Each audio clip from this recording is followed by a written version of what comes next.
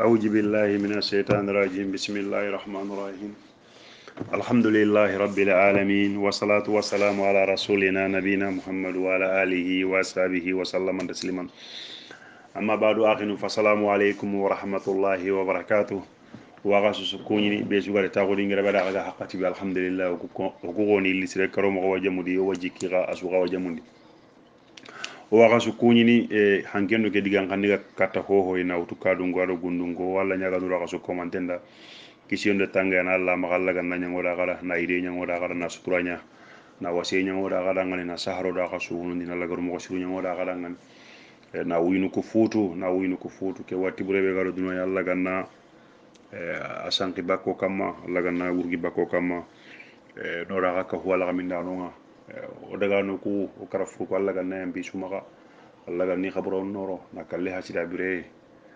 na lagor mo suru ngo gada ngani no winu ko futu sahan kamma do Allah batte kamma lenki araba ke araja bankaso atam billendo bitatum mun nyani lenki hijriya nga wujune do kamo nagati ado tan nagate ado sino filli 1442 miladiya nga alfaini ihda wa ishirina kenyange mo matchin kaso abida tamuni nyani lengi 2021 shine kebe gani uyunu filli tambille ado sinabane 2021 wala gaga tago kitaben kamma rawdatul anwari min shiratin nabil muqtari alla gana honni ndebe no ndo ragala wala khana dangido kembatenga o foko kolleji ilmin alim ken ko do da kaga waran be alla nabi nyimme nga kapalle manyino ngani sadi bunu maju sedinde keno gonde kubinu ga musrikinu kubinu ga katu killengi tan ndangi khandaka ke na dunyi islaminu nga kara kebe kenche dinde no gondi islaminu kuda soro ida soro tammisu kare kendi musrikinu kuga annabi nyimme kapalle mondi ida soro tummi fatindi ken gripu no gondi sari bunu maju sedinde keno gondi tamenda kenchuha kitten kitte ke nyimi hore kebe gan kitte keno gondi tamenda suhanongan ara alla nyaga nanti aga nanya mankange nga tokodo ko siga gonnaga managa je nga manyi modi na harsa ila alla nyaga naga je ke kutten ko ya mi ganna suwari gella gana nga je nga nyimega ila alla nyaga ke watte be agi gadi ananyi dangani seydum brawi ada koy duwa on khari ati wa murnu alla maga magiyon ki ngutu abada magani ya ken qurandi banu qurayda khibare no gondi kebe ganyina banu qurayda na ke ngari ora ka hay kum banu qurayda khibaru nyelengi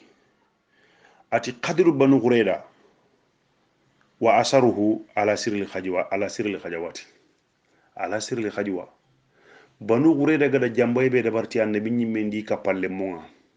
kenya nya batte nanya sababu nga magajangi nga kinyene banu qurayda ngonga i jambay sababu nyanya batte be ga to magajangi nga kinyene katiya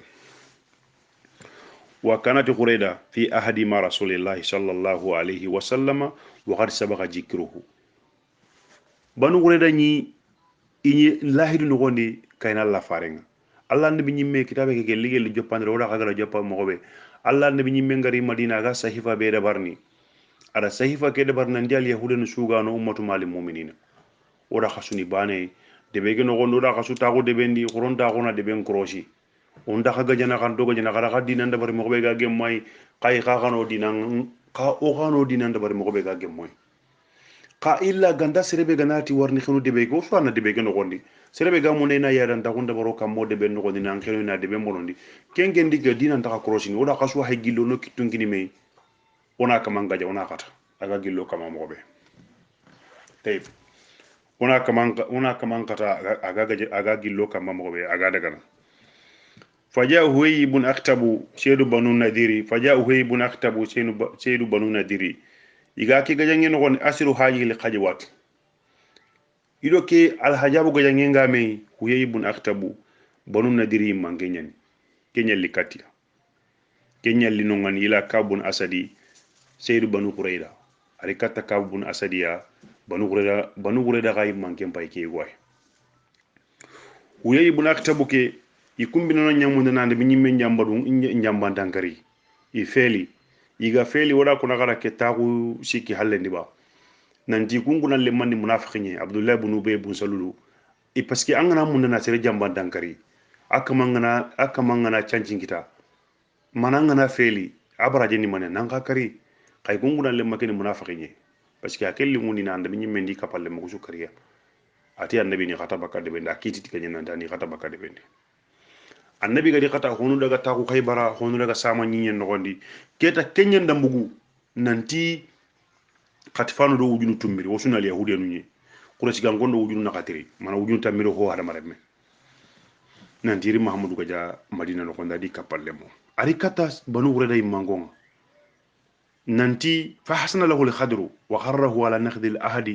fa naqada kabul ahada ada nyoki nanti ngira juna al yahudiya bana ne gay oga mo be o ga da fursa nyakita oga na ke canji bulo odo duna gille no gonta ke me canji kita o mo ke canji bulo o ga da opportunity ngita ke killay mahamadou gada golle be nyango suyo ge loga munda hanona kari wa ga da opportunity ngita ke killay ke opportunity ga no firi madulo ga ngiro ndaka me kita ujunu tummigiri katifano guda ngentu odo kunjuna al yahudiya nuni katifano ri nangiro najidi ko hoga no asuri kurasi gangon juri sasa lahidu be gandi na lahidu ge gurja tay kabu gara lahidu ge gurja wa khama ila janibi quraish wal mushrikina akhasiki kata mana mile kata kurasi gangonga ila lahidu ge gurja akahi kurasi gangon na lahidu gurja kahini ati wa kanat qurayda banu qurayda nya fe junubi li madina inyi madina tatenga ko gara debeke o gara misala gara mo boti misra ba maryam wa ganani makkan gondo kurebe gari iranda giliti basi lakara iranda giliti lamoy ngillem iranda giliti lamoy bang iranda giliti ayna madi ngillem bang iranda giliti sare hande bang iranda giliti fotoro ngillem bang loyem baka to ko miloto sey ngangille gena ngiro garawli ngire na lo misra no gonde misala misra gara nya madina nangiro si do ngille gena liro beddi ge bang banu qurayda kanu bayti noye kumbanu qurayda ka lahidu ngodo kunnaga indo gajana parce que kilun ta hoketa nandi kunta i serentar no kungama parce que lahidu nyina gari na kembere i kunya ji kumanya anta jambe entano bo ka kembanu qurayda gara ken jambe wasa kita o kubbo go sa ko dengen ko do kummen choko to kotino yere bana kita mayla bana ke be to ko da ken kummen choko nan jigi kani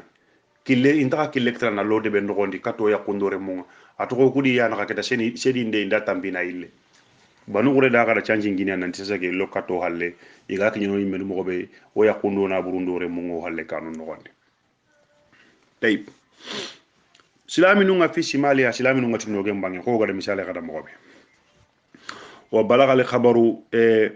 atilam ya walam yakunu man yahulu bayna qurayda wa bayna nisaa al muslimina wa jararihim ho manya hibe gam qurayda do silami nu nyakundire mundi tumbaru na kanundi mana anga banu qurayda kinga da chanji ngina ngata 100% miyambili mi Allah wa dangini kata kameti kame Allah wa kilengi tana na silami nu kunna dangi kata silami nu kuyi menu ga kummeke be igati no ngani aron nangi idi mbayru nga kanun no wonde fakana li qataru alayhim sadida kenya kanu yem bokote ngade kenya kanu yem bokote ngade gelli halle kanu yem ngokama o ko wujunu sike bane hay o ga wujunu tamiro ho hada mare me o ga tutle ngono kunye kanu yem koto kenya kanu yem bokote nyede wa balagha li khabaru rasulullah sallallahu alayhi wa sallam khibare ngi nyalla ande bi nyimmenga ande bi nyimmen do yugo goro ju wasaka kamballunga nan daga gem khonnunga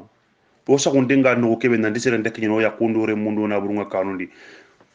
kummali wonanu sere langanto ko kunya gara kilengini nan dillo kato di mbay no kanun no gonde nalito halle banga no wutu khibare nga kinye alla nabi nyimenga anya kanu yem bokotenga aka palle manga no ngani farsala maslamata bun aslama alla nabi nyimera ke ngirndi na kamo hilli go gore saka kamo nanti kakuna ndo kanu kakuna ndo to halle no kanu na dimba ntanga halle kanu no gonde parce que amakura igal lu madina ta kebe ga nyana burenye Allah madungi ara kamo hilli go gore sako ginga mati kadaga no ngani kadi har sakilu mataku ay le jeda buna harisa da buna surahili li yamani ay le kengirni kadi na kamo ski go gore saka kam kadi nanti kadi kadaga ka hikubano kani dem kadaga li hirasati jarairi muslimina nanti khande ga halle khano kanun tango di mbayron do o yakundore mo khali tangano ngani tay iga ken nogondi warsala sa'd ibn maju wa sa'd ibn ubada fi rijal min al ansari ada madina ada degu munkri ada degu munkri de bugu lemu kubenu hogani madina di girndi ada degu mu goro nyimenu girndi tungallen goro adi girndi na soro sakhi kam madina ko ati khadaga yestajuna lawul khabar kan daga khibare ke imbasketi to ngunyeni magare nyen kureda do jambaba khadaga sa'd ibn majid fa wajadul yahuda ala akhbasu ma yaquluna madina degu mungari na khibare ke cekki to ngunyeni walla to nguhe ikunda ni ambono nday gunga mukumo be ankoto kenga ida jamba na ankoto kenga faqad jaharu bisabbi wal adawatu wa na'alu min rasulillahi sallallahu alayhi wa sallam wa qalu man rasulillahi la ahada baynana wa bayna muhammad wala akhidun iti madina deg mulle muguda iti ko nga kebe me ko no kodu ni ke muhammadu yimme kaga dini rasulu ko ni rasulu yimme o kunta ke o kaga take rasulu kambiri ya rasulu lahidun dogudo ken naga de lahidun dora naga tahunde dora na wonta tu andotu he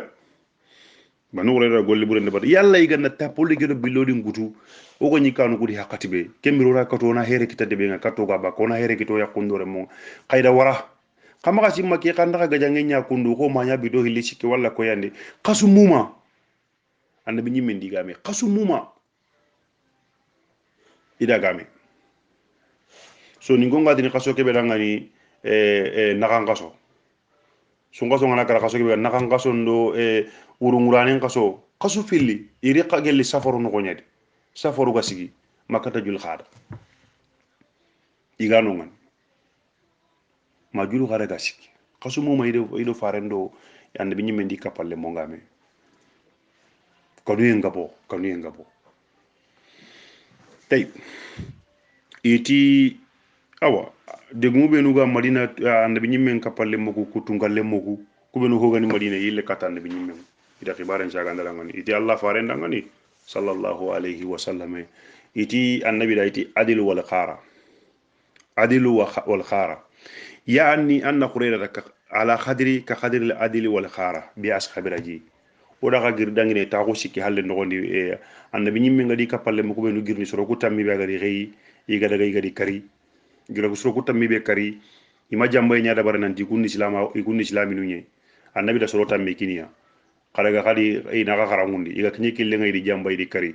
iwa ken no gondi kadi ban khara khakhir shelli kadi kulli kadi allah farenda tanjire sere wutuna kiniya iga kinyi kille nga jaga jambay nyeni ga ma ga sukari ku gari katan bi nyimme ngai di jambay be ga adilu khara soro maka kemme jambay hay banu kureda ga maka igara kibe da barti gidin khande dun gonu wa tafattana an-nasu fastadda khawfahum kama qala allah ta'ala soroncu fitine keta soroncu jarabi kanu en talla hotallan ka hukanu en kanu en gani kameti kame kanu en daga mawujune kameti kame gani kanu en dabulu nan daga mawujune o kanu keta parce que anga gaja mogo anya kendal le munga kanu no ndandi mbayan ju ampalle kanu no gondi ange nyimme gan har kisi anga ni kanu nan jida nya kendal le munju kari dan ko renju kari na buru benu ga wari su daga hotallan ka pe kanu en ngade har samma ganyi mene ko alla gara ken gono la hajabu ayan no gondi ora aya gara ke gara ken gota ati wayi ya qadil absaru wa balaghatil qulub ala hanajira wa tajunnuna billahi jununa hunalika ubutul mu'minina wajili jili jalan sadida ya gon juwalu gula kana so no mu jukinya keta mama jembe ngi kanu yemma kembre ji kembo bure nga siminati allah non do no nyani ida mu'minu ku jarabi ni yonko ndem bokote na mu'minu chabatindi na mu'minu ku sabatindi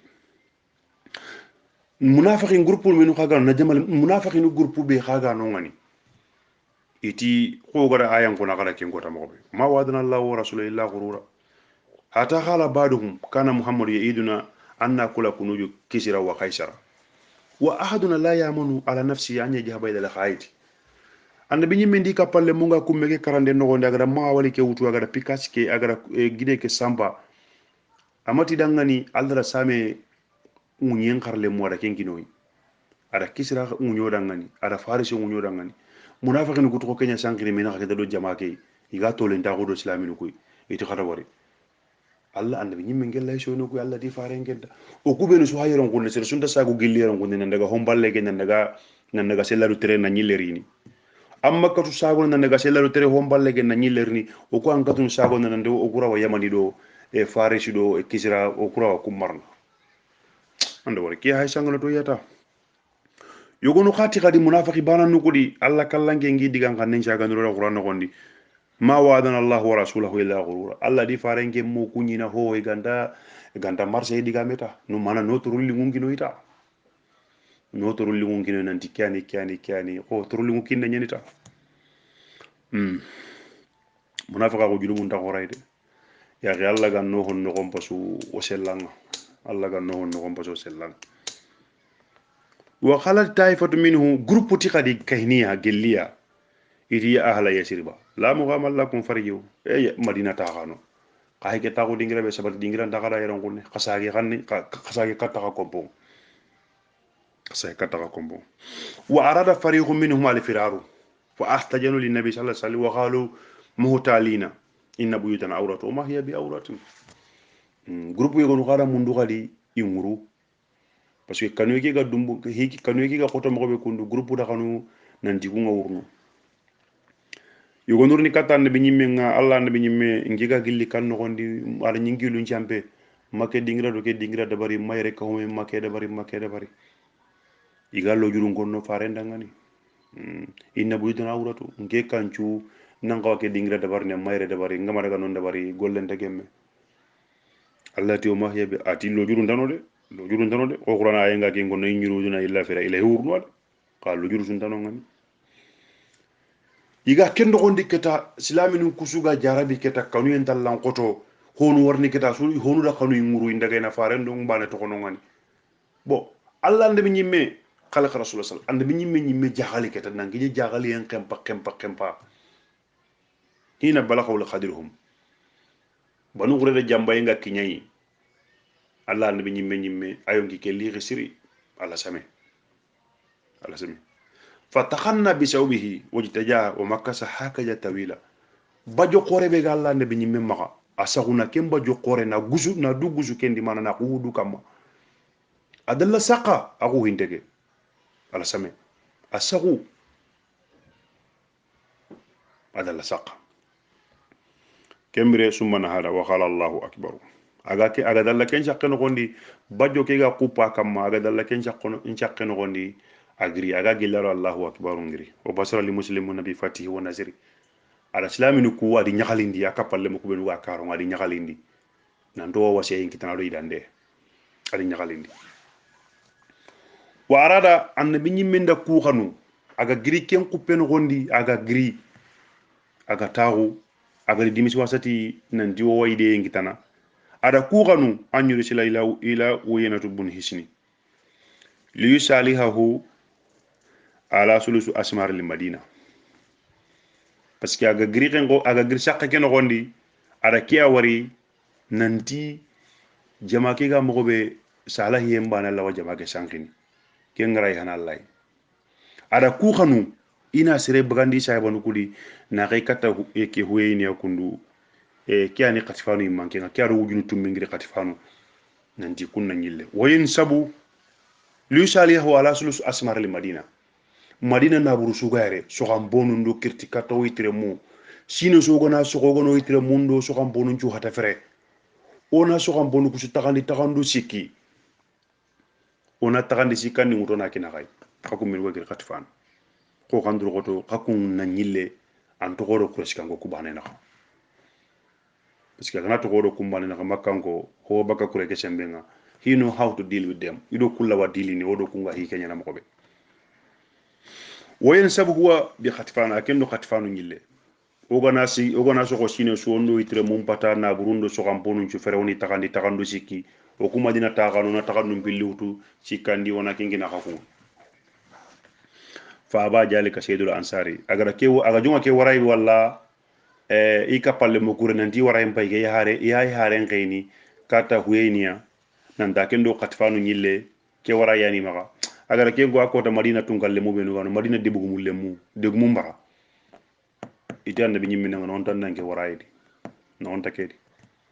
ogana sogo sine su wona buru wona takando sikki wona sik takandi sikandi mo mango dona kinya ite Allah annabi ñimme takendi madina tunkallen khorobe nu ga no ngani ibara kenni ko kay sadi bunu majiro sadi bunu ubada iti Allah annabi ñimme nanga wa khalaqunna wa nahnu wa haula ala sirki wala mu yetimu an yakulu minha samaratan ito kudo kusu ga ni musrika ko ndi haqqati be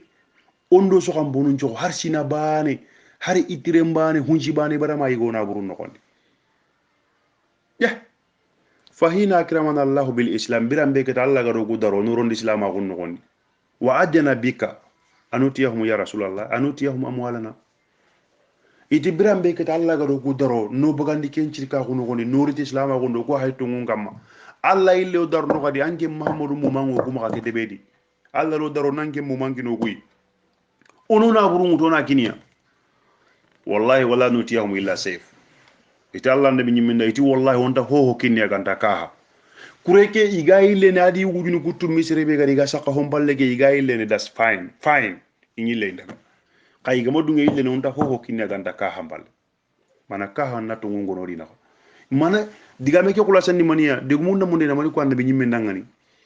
ito na buruku ido na burungu ne daga na su mi gano su kari fere anu yongi gan dawurno kan nendi birabe indo su kari kembiro yitere moyidi na daga ido so gambon ha na o to ke yongi nga sege na ga yankana on ta hari hunji banon ta kinni o yitere mundi on da so on ta ho kinni ganda kaha ngenga rek na to ngori na fa sabara yahuma annabi nyimmen dino way qawara yi gadu yetike on ta ho kinni ganda kaha on ta ho kinni ganda kaha طيب تخاجل الأطراف ونهاية الخجوة ودا غاينو ني خدي groupe nu ku hilli karo ku hilli ga yagu mo gobe ado ga jangi ngi me mo oda ga hayno ni katifanu groupe nu ku hilli katifanu do ko sigango iga yagu mo gobe ado iga logonda go be kita ado ga jangi gen sanki mo kasumu maketa silaminu ngake problème no gondi kinga giri kam mo gobe walillahi fi khaliqihi su'unu awalla kamma ko mon khibarendi hinu nyilan ko pandi mo Allah kenyana hinu ku khibaru ko mo ku khibaru nyilan ko pokko panata ananya kundu lengi ko mananya kundu ati kullu yawmi huwa fi shan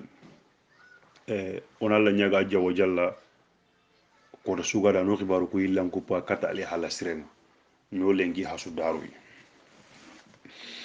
fagari ja sanai hajihi li jurufun alqasiya igaki haqqati qutaybe no gondi akawan degani nuwayn bun mas'ud al-asja'i wa huwa min qatfan nuwayn bun mas'ud al-asja'i annabi nyimmen kapalle manyani ge banu qatfan ren gore nyani ge akenya di surondo wujunu tummi hada marame bariba akenga groupe gene gondo islami nyani qakunta asronda islama guntu wa kana sadiqa li quraish wal yahud ke nuwen bun mas'ud al-asja'i sere qore nyani ado quraish gango kudal yahudiyan ado kunno ko maridi ma ina kallinge ngani mo be ado kuna kallinge nyani tayib arikata Allah nabi nyimme ngati nabi nyimme ndangani sallallahu alaihi wasallam ati inni qad aslamtu qa walakin innahum lam ya'malu bi islam in juron din kilama gondude famruni bima sita anga wala kar ko kitabu nyogondi ati nabi nyimme ndangani ngiya kharo silama gondi an juron tak nan din kilama go sasa hinu hilli anni njugandi bane no gondi hinu hilli nanga jan nan garaba nanya seydum burenga naka hanga sona gajan nanya seydum burenga wala nan de ma siyasa ndo plani nyai nan ka tuke kurebe suga marina hompallu kuna su sanki lew ane manka ngem wanya sun janki annabi nyimme ndarangani mbaju mbayge nyimme anga katuna raybe kitana anna ke jama su sanki annabi nyimme ndarangani ogugo kitabe ke be ko ronchu ketegenga annabi nyimme ndarangani fakhala anta rajulun wahidu ma ja santa fwalu anke mbane koti Allah mani khawara yi dabarni ambane koti ambani ka jangi anke mbane ramani ka jangi dabarni ke wujunu mani mesre wujunu tamiro ho wada marame walakin qajalu anna mastat angara waya gunde be dabarni na palani do siyasa be dabari na ke kuresu sanki mbaju mbay kenya ken dabari fa inal harabu gudwa ga jangi mbay kundu here nyani angana ko tan kapalle manga here ngata warayindo palani ngata anna ñiniya nga jangin ni here ñe tayib annabi ñimme ngara ken ngura ngani fa jahaba nuwaym ila khatifa ila banu qurayda nuwaym daga katta banu qurayda falamma rahum akramahum biram be nga banu qurayda gara war parce que sere khore ñeni khatifanu sere khore ñeni ida ga mo be katta ci gajangi kirti katta ga ñana ikunda ga mo be i wakentu akenga kentu anta ho ko ndi daga ga ken balle hanan ala katta banu qurayda agadi warida daro na taquran ginay falamma rahum akramahum fa atarifu udillakum wa qasata ma bayni wa bainakum qawatu qana go begi ngeda khana khere khere ndago ngeda khakunna khana go begi ko da khakunna kawakentu de ka inge kunnu mbay diga me ko nakada ngani mo hodisu ko mo hadisa faktu mo wanni mbay ka ceygo ko nakada kanam bana na kengo ni kananda ka ngana ga nyamar ni hibana khanduru koto sertana maka kem mugu an kem posro hilibane nakang an kem bo hilibane nakang qalu nam it kenga nyana maka kanu ken kara kenga nyana atida ngani noy bun masawud ati qad alaytu ma waqa li banu qaynuqa wa banu nadiri wa qad jahartum quraisha wa qad fan ati qay minu da wari muhammadu gada golle be sago banu qaynuqa gada kengari golle be ga sago banu nadiri gada kengari kakun ka gada quraish gan kon pasa naka mana naka haleki ni quraish gan konga mana naka sembengi ni na quraish gan kon pasa kada katifanu ka fasa nge meni katifanu sirenye de nge megiro nyanali kado ku hasa nga kebe ko nakara men nga ko begi ngeda khana kha wa hum laysu mislakum fal baladu baladukum fihi amwalukum wa abnaukum wa nisaukum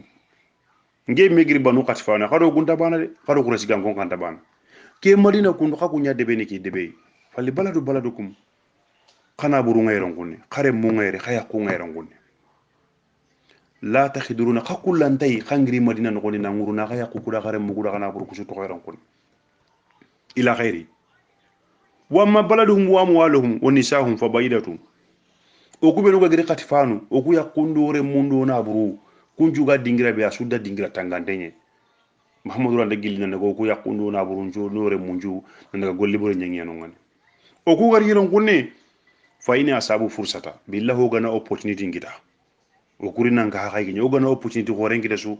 ona golle bure ndara muhammadu yadi ka shahibonu ona ile ona daga debedi gello gama opportunity ka kitaka ona ile kato debe ngarono yakundo re munyino ngani wa illa lahaqu bi biladihim wa tarakukum wa muhammad yantakhim minkum kayfa yasau billahi wa ya kundo muhammadu to ko debedi kaku nyende tapole ndo dim billodi mbuga kado muhammadu nakh na laydu nguru ja kado muhammadu nakh ke gajangi ngana nyime muhammadu na golle tra khay billahi sakken dame sakki hare tek etiketa boy min nyenge nya hete ba qalu famali amalu sa so na man khada bar ya khayli aray murna ken no hebul masawd al asiya ito na man dabar ni qalati la tuqatilu ma hum hatta yutikum rahayinu kamaga kahiya kamaga kahu quraish gangonga na muhammadu gaja a kamaga kahi katifawni na muhammadu gaja mi gana tolo mankina kay anga wala nanti mi gana kame so malle mekina kay isere goro ina kame so malle me konti katifawni ina kina kay quraish gangon kan ho ni so mamba gandi isere goro kubinu gani so malle mo kumaga ganna konti kame sere kunna nya kamaga gaja ki gana har dumbwa kanda id muhammadu nda hari nya ila ndawuru niya nira mugu to kamaga yarangunne kakaga makenya dabar su inda daga inda ka to koyron kunni ya kadu muhammadu to koyron kunni akaga golle be nyina kaya bure nyande itara ngani itangara arai kebe kono da kunu itodu ngitangara yi summa tafaja ila qur'il araga kata nuemu daga kata quraish gangonga ila quraish waji tamabiru asayhum wa qala ta'ala muna wuddi lakum nusihi ilaykum qalu nam iti no o sagunde ngangen ati kabin getu kana ko be ginda kana ka adu nugulun gulla ko be ginda kana ka itino iti kencan kontento ati mbay digame ko nakala de quraish gango ali mango ko ko ko ati mbay digame ko nakala de kada mo digame ke mo kundi de faktum wanni sere mo digame ke mo ga qalu nafwalu ito wakenda bar ati yal yahude no kubenu nge wakadi shutude al yahudi nugu khalina adamu ala nakhidihum al yahudi nugu gada igara lahidu be gurujido muhammadu naka ya khani misi lahidu ke gurujande no gondi ya gara muru ya hembuli ngana kata muhammadu do muhammadu nyille sagene na lahidu ke sagi mo gondi kada tude ku hakati kakune ila lahidu ke guruja billahi khaga naro ku gati khallo do lora ke be khaga naro ku magay ka ke no gondi ina golle traxay manduna ga ngiri kanta mungunu ken jamba e nyeni maga ya munda kamulli loa ina katu kiten chaka kam tek parce que ida kya ko li geda ngani nanti ikumba ka kanu ga jangi ngana nyemesa antari ji wata triku mahum farsaluhum qara khibaran kay qara faren kay katia kana higi imbasket yalla idan gudi ngo be gadi kuna kada tongunyi ni ma tongunyi parce que ni misi golle ken gondi ya ka kanu kiyai ga jangi nyeme halle kam ga ile kata ga de benga kagi kunto koyron gonde do muhammadu na golle nyenge kebe aga linga dangan qara haren kay katia kan itirndi itinda kayna kana muhammadu gaja maga gana ka kame so malle mekinia maga gana tolo mangina ona kullaga o gana kullaga gaja ngana nyeme gona tunan do ko oda ka suda muhammadu ni aha kendo su muri honni kenye oda ka suga na muhammadu ni ona ka kagara ko binu kini tolo mangoni saga kay kada ka suronna daga kenga hesu inda kayna kay na muhammadu gaja ara kuma ko kula sigan gonda ati kay kuresi gangonda igana katirin nan jana tolo manginia kama kinia de kanda gare munginia kasere goro ku kanda kinia jamba nyani makade ihai kinni mahamudu ni sukari kendi khato ko kayme kembere fajahaba ila qatifan wa qala lahum misla jalik araga kati misron kada ati soronda ngani parce que akenyi meni soro ko sere goro nyina diga munga wutini ati soronda ati ke ko yahude no ikana kutu ikana makankonto kakumino so yaron gonde kanta mo suuti kusuyi jambay be ga kemaka kumaka katobi ci kardo hike no gonde gorno hike to hanan na doro ku halle kanu kudi ale hude no kula jambay nya isitide agara mo be ko quraish gangonda rame ko yi misron ngane khatifan ati ke plan yani maka o gona rote be gadi nakatu golli buran ternoyi walla khayti gajani ngana nyimi halle o yille nan ko karoni kuntu khairan gonne sasa inde gajal inde mahamadou kapoy mo ganan tolo manga be nginoy mo gana garanti nginoy o gana garanti nun ngino gono suro gono koroni konti wona yakiniya anay hari gajangi ngana nyimi wotna nduranta wuruna kunchiro to khima khairan gonne ida وبحاجة تدبير الحكمية تسككت النفوس وتسككت كي بلاني هيري سيري كندو كي بلاني سيري كندو سونو منجو سككتا يسو جيغي جاغ باسا هذا مرة مي خا غروب كي غابو مغو خاغا ما ساكو ميتا قران دا غولي ندو ميمن ما يفوكو ما خانجو ميا ngana mungu franjiro confiance ganda golle suri xaxa nda daga nakani xaga ma saxu mi xama metros kama metro su kawa munda karanta ka golli domi parce que maka saxu me keta kurasi gango maka saxu banu gurede ka maka saxu kurasi gango nga katifanu masaxu kuresia katifanu masaxu banu gurede keta groupe nu kusu isi kameri keta isi kameri abu sufyan gala hike checkini wala nuemu digamu ku tonguni ma tongu he warsala abu sufyan wa fado ila banu gurede yedi hum ila al-qitali khadan abu sufyan ala harenke banu gurede ati o munda kumbane koronga ja banu gurede talangani itu kumbane sibiti nyede itu ku al yahudiyanu o sodo hananu ngodi toron ko tegere tangi sibiti ngota ngalla gara golle be sharia o ku sibiti ngota ke kunto ko malenu ngana ko kunto kitendo gambare nyongono sibiti ngota nyeni kumbane kunta golli nan ta kwanata ko hondo kuma iti kenju hede o kunta kayna muhammadu go jamma kana tolo mankino hata tutina rahayin minkum kusa hudangani o kanna kay likay la tatrikuna na watajhabuna ila biladikum agada igada kumogolu kuna data ido numu diga mugu sokanya diga mbane kuresiga ngondi iti kuresiga ngondi iti wallahi sadaka kum wallahi noyemu kuresiga ngondo katifano iti wallahi jaga noyemu masawudu gada diga mekebe ko anda tungunya kono da jaga noyemu ja anda tungunya ko jambay nyani maka awa groupe ke so kurege so aka sanke kundoy kuresiga ngonga da harengi waraslatu kuresi ila yahudu ti watini dangani wallahi onta abu sufyan gara harebe khiya harelli halle iti Abu Sufyan gaille harin sagani ati wallahi on datulo masukin na gai kaga kapo na Muhammadu gaja fayni kaga nta kapo ga on datulo masukin na gai wa kharaju liqtali fa qalu sadaqakum wallahi nuwaym fa kharrati ajaymu li fariqayn wa taqajalu iti wallahi nuwaym tongon fa kharati ajaymu li fariqayn wa taqajalu groupe ke karo ko li suke de sembe ngani no ko be sala ngani no ko fondation ngani no ko be a ko seketa ida me jamba sa seketa muslimo talabu nan bajina wajadna talibu ngara ben kote groupe ke suwa shankini me kata amma islamin kunga Allah khilla allahumma asturu awratana wa amin riwayatana Allah anga no lawranu chuturi anga no halle tangoda anga no yakundo na burundo re mo halle kanun no kondi Allah oga jote kebe de anno wala lawranu ku suturi anno halle katanga annabi nyimme kata Allah garagase kata Allah kallankin wa butal rasul sallallahu annabi nyimme la garagase ila rabbihi ajja wa jalla اللهم منجل الكتاب سري ولي حسابي وهجم الأحجاب اللهم هجمهم وجلجلهم أنا بني من أقول وكون الله أن كتاب ينقل لنا أكيد جماعة غوري أني جيجا من أني جيجا أني سنبين قصو أني سانكمي فأرسل الله عليهم ريحا وجنود من الملائكة فجلجلوهم وخجفوا في قلوبهم الله كلام كن دفعن كن ريحا angatu ko goram gonu ga ko no dam ngana qur'an teringa iga hasaro da mo be hakarisu anga da rihi warno gusu kempa yanga katenye tenero anga da rihi warno gusu kempa yanga katenye mana suratu fusilat no gona di fa amma samud fastakbaru fil ardi bighayri alhaqi wa qalu man sadda minna quwwata samuda gango ku fesere nyenya ngam mi ga turi kulin ti anay tungu hibe ganta tungu kamma mi ga to ko yulindi mu nyongono anni mu kam man sadda minnu ko ya allati wala mu yara wa anna allah alladhi khalaqahum huwa sadda minhu huwa ya wa kanu bi ayatina yajhaduna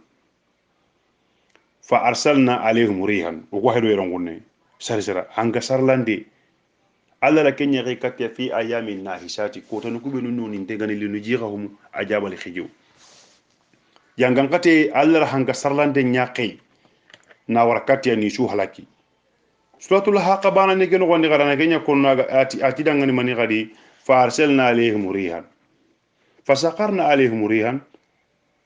wa ma adu fa ahlaku fa uhliku birihi sarsal atiya al haqa suran kenya konno سقرنا عليهم سبع الليالي وثمان أيام هشوما فترى القوم فيها سريا كأنهم أعجاز نخل خاوية طيب ada fangenya kay katya na fangen kay katya ni su sanki bakame ado malaika nunga gelli kurunga ni kure kera na su yonko na jija na kanuyem pita ishondo munga wa kafati rihun qidrahum ginube nu gani magano ngani igana ginanu benu taga igandu kay ganni kollo hangen nara nasu qora nasu sanki juronu benu ga xamagano ngani xagara juronu benu sigindi e xagara juronu benu dabari xay gandu benu xagari taxundi illi juronu ku hangeli ni suutu ni su waydo fankenga wadaraba atoko gadi hanka mulle qote alla la hanka mulle qote incelleti gadi hanka qote incelleti ndiya ira ndaka taxunu bo mulle nga sella nga tilli suku tontonju e hanken nara ari tilli suku tontonju bokoti ni waydo hanken kembre kede ni irandaka e gineta gunu tilli suku benu gani gi tontono ga sakki no gondi irandaka kun qaraga na gi sigindini e hankenda ko wollo jubono ndimaka kembre i joppe keta nangiri o bada wu yeta hayaluna lirahili o bada u taymundo ko maka almost tan nakati minute aywa adoko bucina wona wure dañe maka wona khaketa wora da wora garande banu wure dañe kembere kede joppe nangirni igayi mo gonjiro ni nangirni ndi nantindaga khadi qultum ma qultu o kuwa kebe ko nora ko ni sawaba nga kebe de khay kunu saga na bakay kutugo kana dangi kema kullu man adam al khatai o ghayr li khataina tawabuna subhanaka allahumma bihamdika la ilaha illa anta nastaghfiruhu wa atubu ilayk subhana rabbika rabbil izzati amma yasifun wa salamun alal mursalin walhamdulillahi rabbil alamin wa assalamu alaykum wa rahmatullahi wa barakatuh